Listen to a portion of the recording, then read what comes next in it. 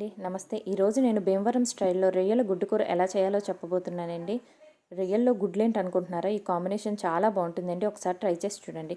నేను 1 కేజీ రొయ్యలు తీసుకున్నానండి. కావాల్సిన పదార్థాలు: రొయ్యలు, ఉల్లిపాయ, పచ్చిమిర్చి, మసాలా, పసుపు, ఉప్పు, కారం.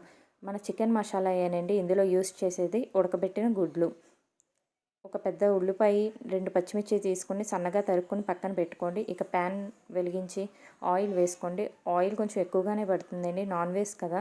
ఆయిల్ హీట్ అయ్యాక ఈ ఉడకబెట్టిన గుడ్లు ఇందులో వేసుకోండి. ఉడకబెట్టిన గుడ్లు చిన్న చిన్నగా గీతలు పెట్టుకోవాలండి, లేకపోతే పేలుతాయండి. కొంచెం పసుపు వేసుకుని వేయించుకోండి. చిన్న చిన్న గీతలు పెట్టుకుని వేయించుకోండి, లేకపోతే పేలుతాయండి. నేను అది వీడియో తీయడం మర్చిపోయాను. తరిగి పెట్టుకున్న ఉల్లిపాయ, పచ్చిమిర్చి వేసి వేయించుకోండి. ఉల్లిపాయ బ్రౌన్ కలర్లో వచ్చేదాకా వేయించుకోవాలండి. ఉల్లిపాయ మాడనివ్వకూడదు. ఉల్లిపాయ మంచిగా వేగాలండి. నాన్ వెజ్లో ఎప్పుడైనా ఉల్లిపాయ పచ్చివాసన పోయి మంచిగా వేగితేనే దాని టేస్ట్ బాగుంటుందండి. ఈ విధంగా గుడ్లు కలర్ వచ్చేదాకా వేయించుకొని ఇక గుడ్లు సపరేట్ చేసేసుకోండి.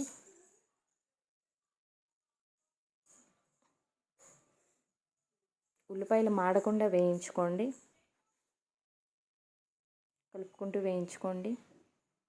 చూసారు కదండి, ఇలా బ్రౌనిష్ కలర్లోకి వచ్చేదాకా ఉల్లిపాయ వేయించుకోండి. ఇప్పుడు ఒక 4 స్పూన్ల మసాలా వేసుకోండి.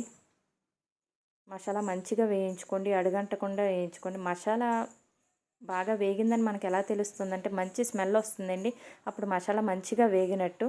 మసాలా వేగిన తర్వాత ఈ మనం కడిగి పెట్టుకున్న రొయ్యలన్నిటిని ఇందులో వేసేయండి. మొత్తం మసాలా అంతా మొత్తం కలిసేలా మొత్తం కలుపుకోండి. మూత పెట్టి మధ్య మధ్యలో కలుపుతూ ఉండండి. ఇందులో నుంచి నీళ్ళు వస్తాయండి. ఆ నీళ్ళు మొత్తం ఎగిరేదాకా మనం మీడియం ఫ్లేమ్లో ఉంచి మధ్య మధ్యలో కలుపుకుంటూ ఉండాలండి. ఈ ప్రాసెస్ అంతా మనం మీడియం ఫ్లేమ్లో ఉంచి కుక్ చేసుకోవాలండి. 1 స్పూన్ పసుపు వేసుకోండి, 1½ స్పూన్ సాల్ట్ వేసుకోండి. మళ్ళీ మొత్తం అంతా కలుపుకోండి.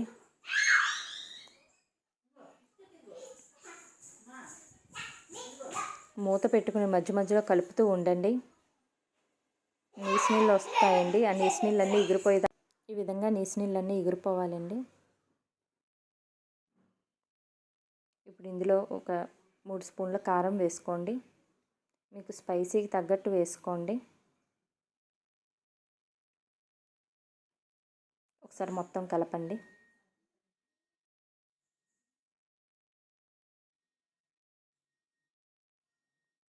మీడియం సైజు ఒక గ్లాసు వాటర్ వేసుకోండి.